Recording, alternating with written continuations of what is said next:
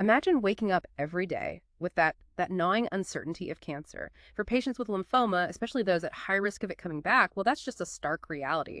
It really highlights this urgent, critical need for earlier, more effective ways to detect if the cancer is relapsing or progressing. Today, we're diving deep into a really fascinating new study that dared to tackle this exact problem using technology. Our mission is to unpack the Sentinel lymphoma trial. It's a prospective, randomized controlled phase 3 study published in JMR Cancer. And what it did was explore whether electronic surveillance, specifically using a web application, could actually improve the early detection of, significant health events compared to just standard routine monitoring. So the big question we're wrestling with today is, can a digital tool like an app truly shift the needle? Can it catch critical health events sooner for these vulnerable patients? Or maybe, as the study kind of suggests, is there a lot more to building effective digital health solutions than just having, well, great intentions? Let's peel back the layers. Yeah, and what's truly fascinating here is just how vital that early detection can be. I mean, when we talk about lymphoma, relapse or progression isn't just some small setback. It's a major, often life-altering event. Yeah. And traditionally, we relied on physical symptoms, maybe clinical signs or changes in biological markers to catch these things. Right. The usual checkups and tests. Exactly. But those methods, well, they have some significant limitations. Take repeated surveillance CT scans, for instance. They only pick up asymptomatic recurrence in a really tiny percentage of patients, something like 1.7%. Mhm. And they come with that inherent risk of radiation overexposure. Over time, that could even potentially lead to secondary cancers down the line. It's a real concern. And while there are emerging technologies like circulating tumor DNA monitoring that show immense promise for earlier detection, they just aren't fully validated yet for routine use in this specific context. Okay, so if those traditional methods have these kinds of limitations, how are researchers trying to fill that gap? Is that where things like patient-reported outcome measures or PROMs come in, and specifically the electronic versions, EPROMs? Precisely. Yes, EPROMs have really emerged as a compelling avenue for early detection. We've seen some considerable clinical benefits demonstrated in other types of cancer. You might remember the MOVE Care lung study. That one showed a really remarkable 9-month survival benefit for patients with locally advanced lung cancer who were monitored with an EPROM application compared to standard care. 9 months, wow. Yeah, it was significant. And that evidence truly highlighted their potential for catching events earlier and, critically, improving overall survival. That's a really powerful impact for those lung cancer patients. So, okay, if EPROMs showed such promise there, what was the specific gap that this Sentinel lymphoma study was trying to fill? Why lymphoma specifically? Well, despite that, significant success in lung cancer, robust evidence for using EPROMs specifically in lymphoma patients it was conspicuously absent. And that's precisely why this study was so crucial. The researchers wanted to rigorously test if this concept, which had proven itself elsewhere, could translate effectively to a different but equally high-risk patient population facing its own unique challenges. That makes perfect sense. So, okay, they had this clear objective. How did they actually design the experiment to try and prove their hypothesis? What did the setup look like? Right, so the study's specific aim was quite ambitious, actually. They wanted to demonstrate that monitoring patients using this web application could detect at least 30% more significant events. And by significant events, they meant relapse, progression, or serious adverse events, things happening between their regular specialist consultations. The idea was to capture these through an electronic questionnaire. 30% more. That's a high bar. And how did they actually go about testing this theory in practice? What was the methodology? It was designed as a prospective, randomized phase 3 trial. That means patients were randomly assigned to one of two groups, or arms. You had the experimental arm, which used the web-based follow-up via the app, and then the control arm, which continued with standard follow-up procedures. They included 52 patients in total, 27 in the experimental group and 25 in the control. These patients were recruited between July 2017 and April 2020 from 11 different centers across France. And who qualified?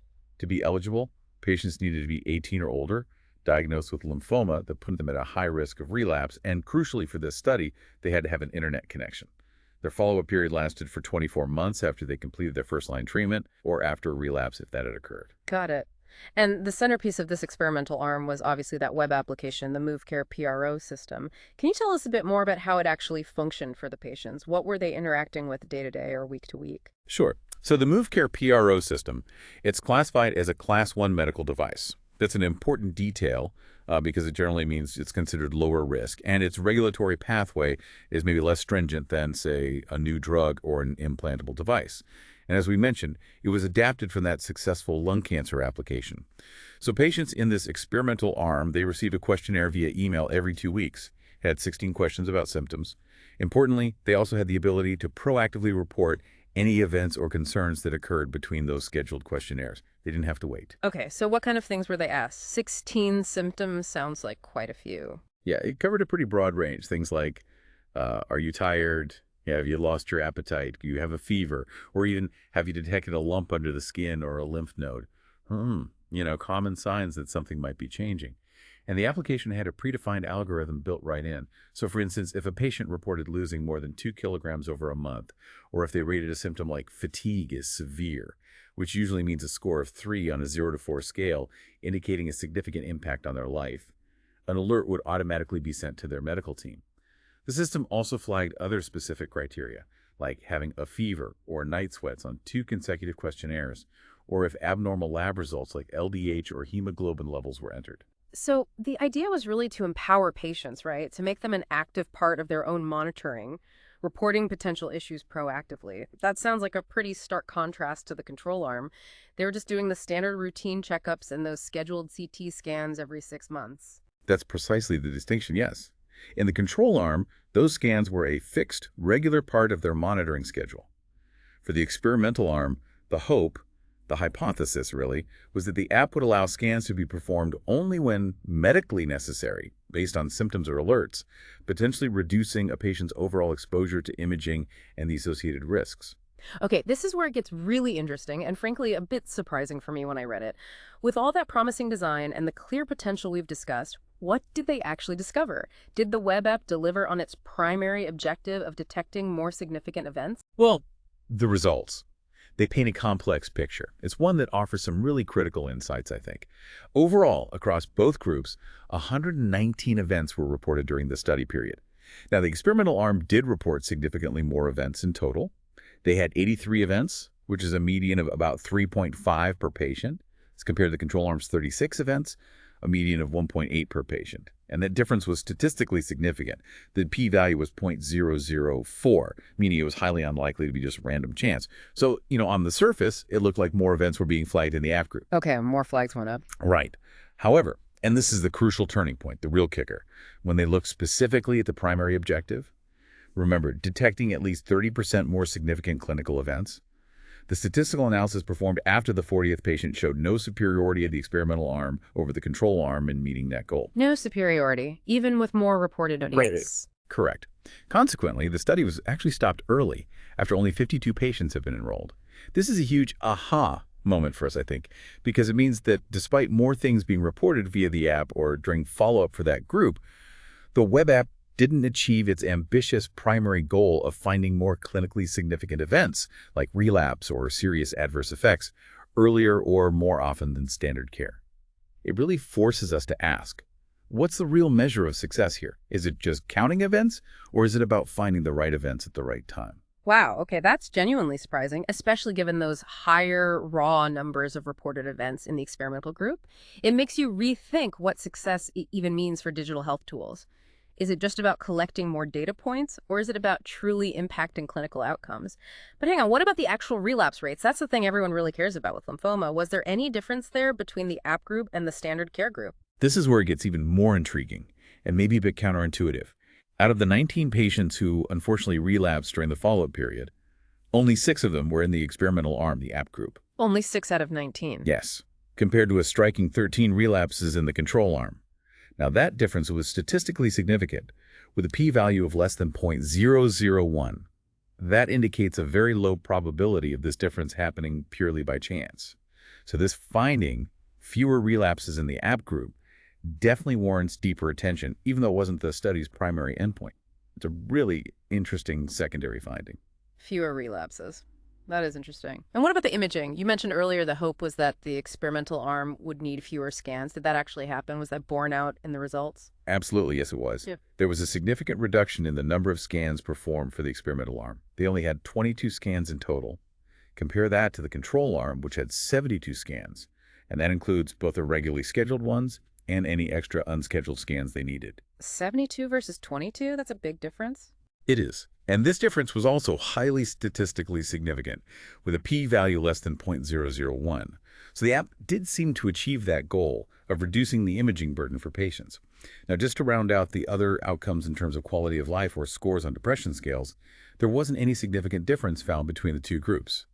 And similarly, no significant difference was observed in overall survival or progression-free survival during the study period. Okay, so primary objective missed, but fewer relapses, fewer scans, similar quality of life and survival.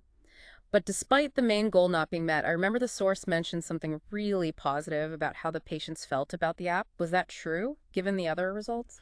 It absolutely was, and I think it's a key takeaway in itself, regardless of the primary outcome. Patient satisfaction in the experimental group was remarkably high. A full 95% of the patients who responded to the satisfaction survey said they were satisfied and, importantly, felt genuinely reassured by using the application. And 90% reported feeling better informed about their condition. 95% felt reassured. Yes, that's a powerful indicator of the patient experience potential, even if the clinical endpoint wasn't reached as planned. Patients liked using it and felt it helped them. So this is a real curveball then, isn't it? The web app didn't hit its primary target of detecting 30% more significant events. Yet the patients who used it loved it, they felt reassured, they had fewer scans, and perhaps surprisingly, fewer of them actually relapsed during the study. What does this all mean? Why didn't it achieve its main objective, especially with all that positive patient feedback? This raises a really important question, I think. Indeed, it absolutely does. And the study authors themselves, to their credit, meticulously identified the critical limitations in their paper. And these offer invaluable lessons, really, for anyone developing or implementing digital health interventions. First, they acknowledged that the objective itself, detecting 30% more significant events, might have simply been too ambitious. It might have required a much larger patient population than was feasible for this trial to show such a large effect. Perhaps, they suggest, focusing on a different kind of outcome, maybe an improvement in quality of life, or demonstrating a reduction in relapse risk directly, might have been more relevant or achievable metrics. So maybe the goalposts were set a bit too high from the start. Possibly. Or perhaps just not the right goalpost for this specific intervention and population. But second, and this is a truly crucial point that probably explains a lot, there were significant technical issues with the web application itself. Get this. For 9 out of the 26 patients in the experimental arm, the automatic sending of the questionnaires actually just stopped working at some point during the trial. It just stopped for more than a third of them. Yes, and worse. For 6 of those patients, no technical solution could be found, despite repeated efforts from the IT support team. In one particularly serious and concerning case, a patient suffered 2 major events, a heart attack, a myocardial infarction, and a lymphoma relapse that were not reported via the application because of these ongoing technical failures. Oh, wow. That's incredibly serious. It is. And to compound this, the IT support wasn't great. The average response time to fix issues was apparently 4.6 months, and there were frequent changes in the contact people, leading to these recurring glitches that were just never fully resolved for some patients. So it sounds like the technology itself, the very tool they were testing, became the weak link here. It directly impeded the study's ability to even properly test its own hypothesis. That's a powerful, maybe sobering lesson. Precisely. That's exactly right. And that leads directly into the third major limitation they identified, a significant data recording bias. Only 33% less than half of the events that occurred in the experimental arm were actually reported through the web application itself as intended. Where did the risk come from then? The remaining events were discovered the old-fashioned way during scheduled medical team consultations. This suggests a potential gap, maybe in how thoroughly patients were trained to use the app, or perhaps a lack of consistent patient engagement, or maybe even a lack of trust in the app when faced with really serious symptoms. They might have just called the doctor instead. Now that makes sense. If the app feels glitchy, you might not rely on it. Exactly. So these technical malfunctions and these reporting inconsistencies, they severely hampered the ability to accurately assess the app's true effectiveness. And they're very likely major reasons why that primary objective was not met. The system wasn't working reliably enough to show if the concept could work. That puts a whole new spin on these results, doesn't it? It really teaches us a lot about the practical, maybe unglamorous realities needed for future innovations in this space. So if we try to connect this back to the bigger picture, What are the key takeaways for the future of telemonitoring in cancer care, even with these challenges? What did we learn? Well, this paper, despite its outcome, highlights several really vital future directions. First, clearly, improving study design is paramount. This might mean, for example, limiting the patient population to a single, more homogeneous type of lymphoma to reduce variability, or maybe refining the objectives to focus on specific morbidities, patient-reported outcomes like quality of life, or even cost reduction rather than just raw event detection. But perhaps most crucially, there's an absolute non-negotiable need to guarantee the reliability and the security of these electronic applications before deploying them in large trials or clinical practice. The tech has to work flawlessly, ideally. Flawlessly is the goal, yes. Without robust technical performance, the system simply cannot function as intended, no matter how well designed the clinical protocol is. You can't test the idea if the tool keeps breaking. There's also a clear call in the paper for the standardization of how EEPROM data is analyzed across different studies. That would allow for much better comparison of results and hopefully accelerate learning in the field. And the authors also underscore the critical need for stronger regulation of these healthcare applications. These are medical devices, after all, to prevent malfunctions and misuse. They even reference a specific set of 20 detailed criteria proposed by Dennis and Krakowski, specifically for developing EEPROMs properly. Okay, so making sure the tech works, it's reliable, secure, and maybe even regulated more effectively, that seems paramount. What else does the study suggest for moving forward successfully? Well, beyond just the technical robustness, they point out that strategies to improve patient compliance and prevent dropouts are vital. People have to consistently use the tool for it to work. This includes thoughtful design, maybe things like avoiding excessive notifications that might just overwhelm or annoy users, leading them to disengage. User experience matters a huge amount. And finally, they emphasize that telemonitoring solutions like this can't be static. They have to continuously evolve alongside therapeutic innovations in cancer care, and they need to be regularly re-evaluated in well-designed studies to demonstrate their long-term benefits, not just potential, on a larger scale. So yeah, this study, despite not hitting its primary target, provides some invaluable, frankly hard-won lessons for the path forward in digital health. Right. So if we try to distill it all down then, while this specific study on lymphoma monitoring didn't meet its ambitious primary objective, it really offered some absolutely vital lessons. It powerfully demonstrated the potential for things like fewer conventional scans and achieving incredibly high patient satisfaction with these digital tools. Patients can feel empowered. But most critically, it highlighted the absolute undeniable necessity of, well, flawless technical execution and truly effective patient training and engagement for these digital health interventions to ever truly succeed in improving clinical outcomes. The tech and the human factors have to align perfectly. So, as you think about this deep dive we've done today, and maybe consider this, in a world that's increasingly reliant on digital tools for healthcare, how do we strike that right balance? How do we balance the immense promise of convenience and proactive monitoring with the equally critical need for robust, reliable technology and that genuine human connection? Especially when a patient's health is really on the line, where does the real responsibility for making these digital solutions work truly lie? Something to think about.